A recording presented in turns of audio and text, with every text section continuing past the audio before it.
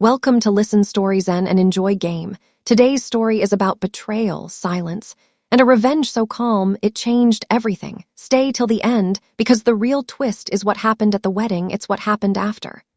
Not on the guest list, Mom. The words didn't echo loudly. They didn't need to.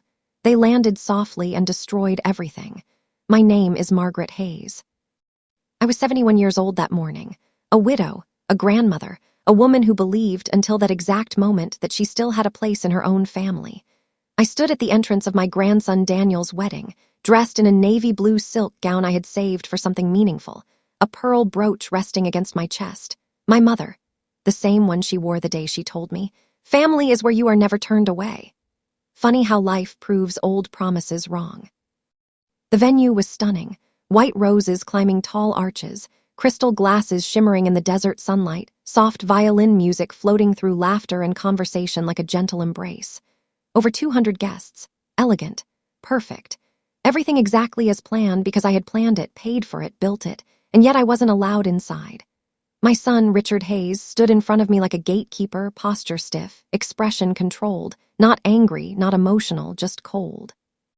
For a moment I smiled because denial is a strange kind of comfort. "Richard," I said lightly, "don't joke like that. Let me through, I don't want to miss the ceremony." He didn't move. Instead, he raised his hand slightly, stopping me as if I were just another guest who had made a mistake. "Mom," he said quietly, "what are you doing here?" The question felt wrong, out of place. "I'm here for Daniel's wedding," I replied, forcing a small laugh. "Where else would I be?" His jaw tightened. He turned to the young woman holding the guest list, took it from her, and flipped through the pages slowly, deliberately. The music seemed to fade, conversations softened, and suddenly I could feel it, eyes watching, waiting, judging. He stopped, looked up at me, and said the words that would replay in my mind for the rest of my life. "Your name isn't here." For a second, I couldn't breathe, not because I didn't understand, but because I understood perfectly. This wasn't a mistake. It was a decision. I looked at Catherine, my daughter-in-law. She stood beside him, adjusting flowers as if they mattered more than the moment unfolding in front of her. "Catherine," I said softly. She didn't look at me, didn't acknowledge me, didn't even pretend. And in that moment, something inside me shifted, not loudly, not dramatically, just quietly breaking. 7 months earlier, I had been sitting in my living room when Richard and Catherine came to visit. It was a warm, peaceful Sunday afternoon, the kind where nothing feels like it could go wrong. They sat across from me, holding coffee cups I had made for them, smiling, careful, polite. "Mom," Richard began, "you know how important this wedding is for Daniel." I nodded, of course I knew. He was my grandson. I had helped raise him when his parents were too busy building their careers, school pickups, homework, doctor visits, birthdays. I had been there for all of it. Catherine leaned forward slightly. "We just want it to be perfect," she said. "Something he'll remember forever." I remember smiling because in my mind this was simple. This was family. "What do you need?" I asked, and that was the moment everything changed. The first expense seemed reasonable, then another, then another. The venue brochure Catherine showed me looked like something from a magazine: elegant gardens, chandeliers, sunset views over the desert. It was beautiful, too beautiful, but I didn't question it because I believed something very dangerous. That love meant giving without limits. Weeks turned into months, and slowly I became the invisible engine behind the wedding. I met vendors, signed contracts, transferred deposits. Every document carried my name. Every payment came from my account. Over time, the number stopped feeling real. $20,000, $000, $40,000, $75,000. By the end, over $100,000. Money my late husband had left behind, meant for security, for peace, for my future. And yet I spent it without hesitation because I believed I was investing in something greater, family. But something started to feel off, subtle at first, almost unnoticeable. They stopped asking how I was. They only asked if payments were completed. Catherine would text late at night. "Hi, Mom," smiling face with smiling eyes, "just a quick thing. Can you cover the florist upgrade? It'll look much better in photos." Always with a smile, always with a reason. Richard became distant, efficient. "Just this once, Mom," he would say, but once became routine, and routine became expectation. One afternoon, we sat together reviewing the guest list, line by line, name by name. I made sure no one was forgotten: friends, relatives, even distant cousins. Then, jokingly, I pointed to the list and said, "Well, I should probably be invited too." Catherine laughed, or at least I thought she did. Back at the wedding entrance, people were staring now. Whispers moved through the crowd like wind. Is that his mother? Why isn't she allowed in? Did something happen? I stood there, frozen, not because I didn't know what to do, but because I finally understood. This wasn't about the wedding. This was about something much deeper, something I had ignored for years. I wasn't part of their life, I was part of their convenience. And now they had decided they no longer needed me. Richard shifted uncomfortably. "Mom," he said, lowering his voice, "please don't make this difficult." Difficult. The word almost made me laugh. I had spent 7 months making everything easy for them, for everyone, except myself. I straightened my shoulders, adjusted my brooch, and looked at my son, really looked at him, not as the boy I raised, but as the man he had become. "All right," I said quietly. "I won't make a scene." Relief flickered across his face, not guilt, not regret, relief. That was the moment I knew this had been planned. I turned around and walked away. The garden path felt longer than before. Guests stepped aside as I passed, pretending not to stare, pretending not to see, but I could feel it. Their curiosity, their discomfort, their judgment. The violin music continued behind me, soft, beautiful, cruel. By the time I reached the gate, my hands were trembling, but my face remained calm, controlled, dignified. The driver opened the car door, confusion written all over his face. "Ma'am, is everything okay?" I paused for a moment, then sat down slowly, closed the door, and said, "Yes." I just remembered something important. The drive home was silent, the desert stretching endlessly ahead, the sun slowly lowering in the sky, beautiful, peaceful, unbothered, unlike the storm inside my chest.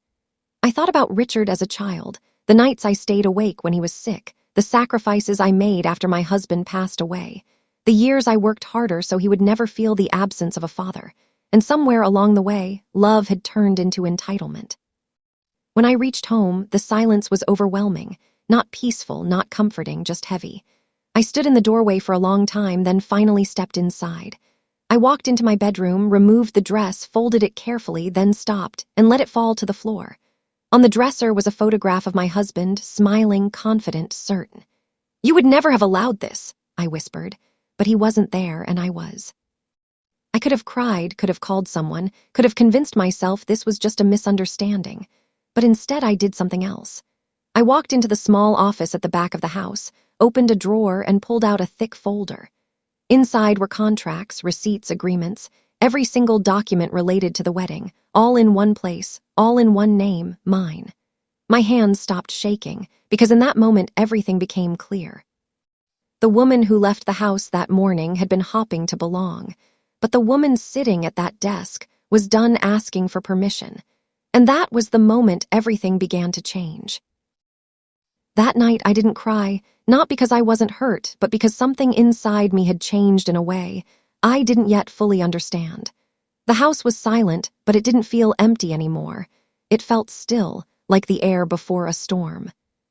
I sat at my desk with the folder open in front of me, page after page of contracts, invoices, receipts, every single one bearing my name in clear, undeniable print. The venue, the catering, the music, even the chairs those guests were sitting on, everything traced back to me. For the first time that day, I allowed myself to breathe slowly, deeply, because the confusion I had felt at the wedding gate was gone, replaced by something far more powerful: clarity. "They didn't forget you," I whispered to myself. "They removed you." And suddenly, every small moment from the past 7 months began lining up in my mind like pieces of a puzzle I had refused to solve. Catherine insisting on handling communication with vendors. Richard telling me, "Don't worry about the details, Mom." The late-night messages asking for just one more payment. The subtle way they kept me involved financially, but distant emotionally. It hadn't been accidental. It had been strategic. I leaned back in my chair, staring at the ceiling, and for the first time asked myself a question I should have asked long ago. When did I become invisible? The answer came quickly. Not on the wedding day, not even during the planning. It had started years earlier, in small, ignored, dismissed moments. Every time I said yes when I should have said no. Every time I chose peace over respect. Every time I convinced myself that being needed was the same as being loved. I closed the folder gently, then reached for my phone. There was only one person I needed to speak to. The call connected on the first ring. "Margaret," a familiar voice answered, warm, steady, sharp. "Harold," I said calmly, "I need to see you tomorrow morning." There was a pause. He didn't ask unnecessary questions. He never did. "Is this about the wedding?" he asked. "Yes." Another pause, then his tone shifted, more focused now. "Bring everything." Harold Bennett had been my legal advisor for over a decade, the man who helped me navigate life after my husband's death, probate, property, business matters. He had seen me at my weakest and quietly made sure I never became vulnerable. "I'll be there at 9, I said. "I'll be ready," he replied. I ended the call and sat still for a moment, then stood up, walked to the hallway closet, and pulled out something I hadn't touched in years, a small metal safe. It was tucked behind old coats and forgotten things, hidden just like the part of me I had ignored for too long.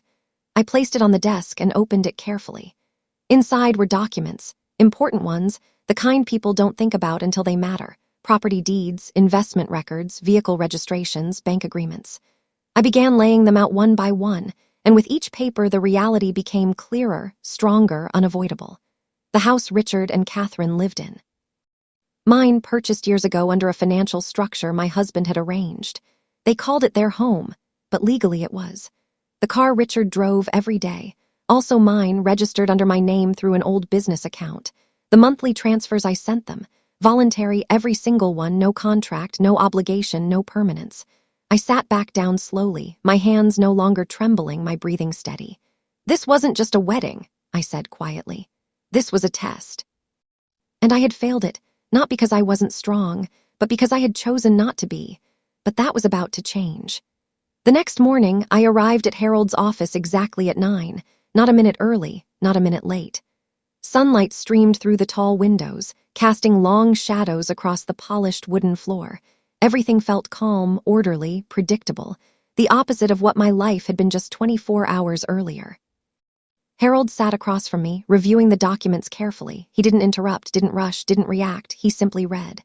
Minutes passed, then more, the ticking clock on the wall louder than usual. Finally, he placed the papers down, folded his hands, and looked at me. "Margaret," he said slowly, "everything here is very clear." I nodded. "I know. You are the legal owner of the wedding arrangements," he continued.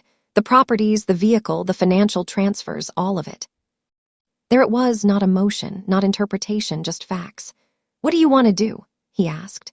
For a brief moment, I thought about revenge, loud revenge, public humiliation, making them feel what I had felt, standing in front of people exposed. But the thought passed quickly because something inside me understood a deeper truth.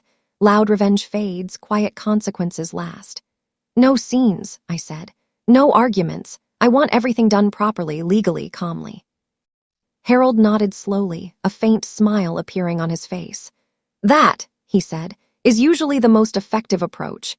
We spent the next hour planning, not emotionally, strategically, step by step, detail by detail, no anger, no hesitation, just precision. By the time I left his office, I wasn't the same woman who had walked in. That afternoon, I began making changes. The first step was simple. I opened my banking app, scrolled to the recurring monthly transfer. The one Richard relied on, the one that always went unnoticed, unappreciated, expected. I stared at it for a long moment, then deleted it.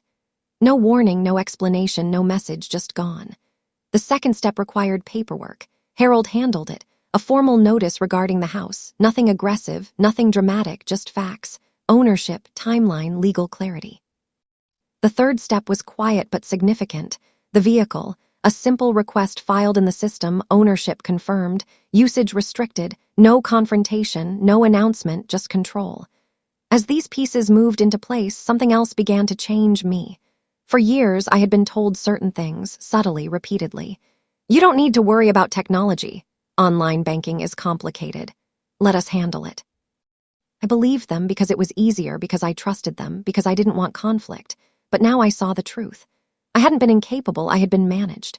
So I did something unexpected. I signed up for a local technology course, basic systems, financial tools, digital security. The first day felt strange, sitting in a classroom again at my age, surrounded by people decades younger. But within days, I realized something important. I wasn't behind, I had just been held back. Each new skill felt like reclaiming something that had been quietly taken from me. At the same time, I began reviewing my finances carefully, thoroughly. Accounts reorganized, access secured, assets moved, not recklessly, not emotionally, strategically. While Richard and Catherine walked through foreign streets, posting smiling photos, raising champagne glasses, believing their lives were unchanged. I was rebuilding mine piece by piece. On the 7th day of their honeymoon, my phone buzzed, a message from Richard. "Mom, just checking in. Everything okay?"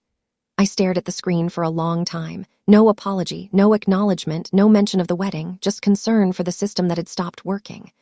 I placed the phone face down and didn't reply, because silence was no longer weakness. It was preparation.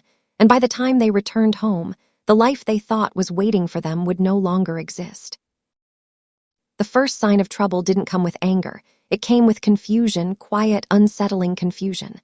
On the 9th day of their honeymoon, my phone rang. I knew it would, not because I wanted it, but because I understood them. "Mom," Richard's voice came through, tighter than usual. "Are you okay?" I almost smiled, not because it was funny, but because it was predictable.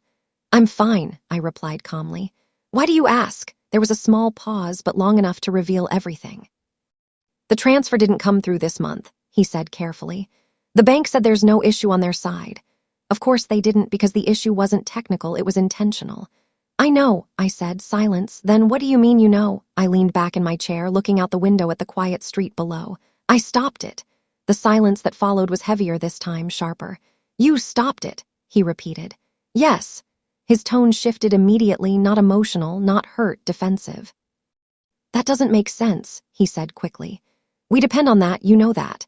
Depend, such an interesting word. Before I could respond, another voice cut in, Catherine, sharp, direct, unfiltered. "Just ask her properly, Richard," she said in the background. "Ask her if she's playing games." I closed my eyes for a brief moment, not in anger, but in clarity. "Yes," I said calmly. "I stopped the money." "Margaret," Catherine snapped, "this is not funny. We're married now. We have responsibilities. You can't just cut support like this." "Support," they called it support. "I didn't cut support," I replied. "I ended a favor." Silence again, but this time it wasn't confusion, it was realization. Richard spoke again, slower now. "Is this about the wedding?" I let the question sit because the answer didn't need to be rushed. "You told me I wasn't welcome," I said quietly. "That wasn't confusion, that wasn't stress, that was a decision." "Mom, it wasn't like that," he said quickly. "Things were hectic, there was pressure, you're overreacting." Overreacting, I almost laughed. "No," I said calmly, "I'm reacting correctly for the first time in years." His tone hardened. "You're being unreasonable." "No," I replied. "I've been reasonable for too long." There was movement on the line, muffled voices, then Catherine again. "You can't do this. What about the house, the car? You wouldn't actually take those away." That was the moment, the exact moment they realized something was wrong, because they weren't asking anymore. They were checking. I smiled slightly, even though they couldn't see it. "I already have," I said. The reaction was immediate. "What do you mean you already have?" Catherine's voice rose, panic breaking through. "I mean," I said calmly, "the paperwork is complete. You'll receive everything when you return." Richard's voice changed, not confident anymore, not controlled.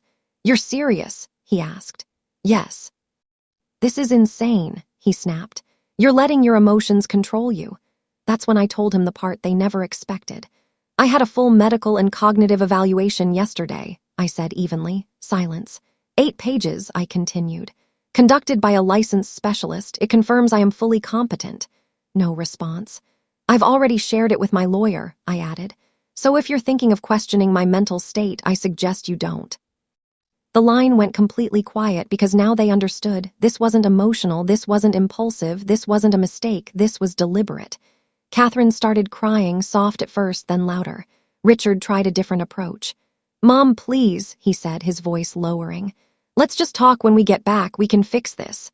Fix, another interesting word. "You already fixed it," I said. "What does that mean?" he asked. "It means," I replied slowly, "you fixed it the moment you decided I didn't matter." And before he could say anything else, I ended the call. For the first time since the wedding, I felt something close to peace. Not happiness, not satisfaction, just relief, because now they knew and there was no going back. 3 days later, they returned. I didn't go to the airport, didn't call, didn't wait. Instead, I spent the morning doing ordinary things, watering the plants, folding laundry, drinking my coffee slowly, simple things I hadn't truly noticed in years. At exactly 6:42 p.m., my phone rang. "Mom," Richard said, his voice tight, "we're home." "Good," I replied calmly. "You should read the notice on the door." Silence, then a sharp inhale. "What is this?" he snapped. "An eviction notice? Are you serious?" "Yes." 30 days, I continued. exactly as the law requires. Catherine's voice exploded in the background. This is insane. We have nowhere to go. I stood by the window, watching the sunset, calm and still. You had somewhere to go, I said quietly. You chose not to include me there. Richard's tone shifted again, anger, then logic, then desperation. He reminded me of sacrifices, of family, of everything I had given. I listened, didn't interrupt, didn't argue. When he finished, I spoke. I'm not taking anything that belongs to you, I said. I'm taking back what belongs to me. There was nothing left to say. The next day, they showed up at my building. I saw them from the window, Richard packing, Catherine gripping her phone tightly, looking around as if hoping someone would witness what was happening. I didn't open the door. Instead, I pressed the intercom. This isn't the place for this conversation, I said calmly. Please leave. Richard lost control. He shouted, accused, demanded. After everything we've done for you, he yelled. I waited because anger burns fast, but silence lasts longer. When he finally stopped, I spoke. Richard, I said quietly, you left me standing at a door I paid for and told me I didn't belong. Silence. You abandoned me first. I paused, then added, I'm just accepting it. A moment later, the building's doorman stepped forward and they left. Over the next few weeks, everything unfolded exactly as planned. The car was returned, keys placed quietly into my hand. The house emptied, room by room, memory by memory. No shouting, no dramatic scenes, just consequences. People began to talk, friends called, relatives whispered, What happened? Is it true? Why would she do that? I didn't explain because the truth didn't need defending. On the 30th day, an envelope arrived. Inside, the final set of keys. No note, no apology, no message, just metal and silence. I held them in my hand for a long time, expecting to feel something, anger, sadness, regret. But instead, I felt something else. Closure, because sometimes justice doesn't come with noise, it comes quietly and leaves everything changed. When the door finally closed behind them, my life didn't feel empty, it felt honest. For years, I had mistaken noise for connection, requests for love, and dependence for importance. But now there was silence, and for the first time it didn't hurt, it healed. I woke the next morning without anxiety, no messages, no demands, no subtle pressure hiding behind polite words, just peace. The house felt different, lighter, as if it had been holding its breath for years and was finally allowed to exhale. I walked slowly through each room, not as someone maintaining a life for others, but as someone finally living her own. Within 2 weeks, I sold the house Richard and Catherine had been living in. The process was smooth, clean, professional, no emotions, just decisions. The money didn't sit idle. I invested it carefully, the way my husband and I had once planned but never completed. But this time I made every decision myself, and then I did something unexpected. I invested in me. I continued my technology classes, learning systems I had once been told were too complicated. And within weeks I was managing my finances independently, tracking investments, securing accounts, understanding everything that had once been kept simple for me, simple or controlled. I also joined a local community group of women my age, all with different stories but the same pattern. Years of giving, sacrificing, slowly disappearing without realizing it. For the first time in a long time, I wasn't the one taking care of everyone. I was just Margaret, and strangely that felt like more than enough. But healing isn't perfect. There were nights when memories returned, not of the man Richard had become, but of the boy he once was. The child who ran into my arms, the teenager who asked for advice, the son who once needed me, not just my support, and I didn't miss who he was now. I mourned who he used to be, and that grief was real. Richard never called, Catherine never reached out, not even once, but their silence told me everything I needed to know. 3 months later, my phone rang from an unknown number and something told me to answer. Grandma, a familiar voice said Daniel. His voice was different, careful, not confident or cheerful. Daniel, I said softly, and after a pause he admitted he didn't know what to say before, that he didn't understand everything, and that his marriage wasn't what he thought it would be. I closed my eyes briefly, not surprised, just aware, as he continued that they thought the wedding would fix everything, but it only made things worse, that the pressure and expectation didn't repair anything but exposed more cracks, and I stood by the window watching the sun set and said gently, "A beautiful moment cannot repair a broken foundation." He paused, then said quietly, "I miss you." And that was the first time my heart shifted, not in pain, but in truth. "I love you," I replied, because I did, but love had changed for me, and I told him I hoped he learned something. That love without respect isn't love, it's a transaction, and he didn't respond immediately because some truths take time to settle. We spoke a while longer, not about blame but understanding, and when the call ended, I didn't feel sadness. I felt clarity. That evening, I sat by the window as the desert horizon stretched endlessly, golden light fading into soft darkness, and I thought about the woman I had been at the wedding gate. Hopeful, believing kindness would protect her, believing love would include her. And she wasn't weak, just unaware, because kindness without boundaries invites disrespect, and I had spent years teaching people how to treat me without realizing it. But that day, everything changed. I didn't lose my family. I lost the illusion that being needed meant being loved, and in losing that illusion, I found my dignity, my peace, my self-worth. Life didn't end that day. It began, not loudly or dramatically, but honestly. And here's the twist no one sees coming. Months later, I received a simple envelope with no return address, and inside was a card with no apology or explanation, just one line in careful handwriting. We finally understand. No names, but I knew.